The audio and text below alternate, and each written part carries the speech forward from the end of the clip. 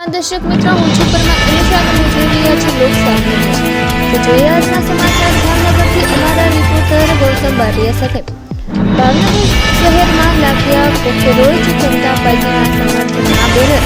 શહેરના જશોનાથ ચોક ખાતે સીજીપીના સમર્થનવાળા બેનર લાગ્યા.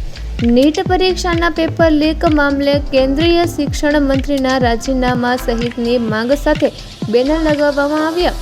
ડોક્ટર બાબા સાહેબ આંબેડકરની પ્રતિમા પાસે લગાવવામાં આવેલા બેનરમાં શિક્ષા બચાવો, પેપર લીક બંધ કરાવોના સૂત્રો લખાયા. બેનરો મારફતે દેશભરમાં ચર્ચામાં રહેલા નીટ પેપર લીક કૌભાંડને લઈને જવાબદારો સામે કડક કાર્યવાહી કરવાની માંગ કરવામાં આવી. જશોનાથ ચોક જેવા શહેરના વ્યસ્ત વિસ્તારમાં લગાવવામાં આવેલા આ બેનરો લોકોમાં ચર્ચાનો વિષય બન્યા.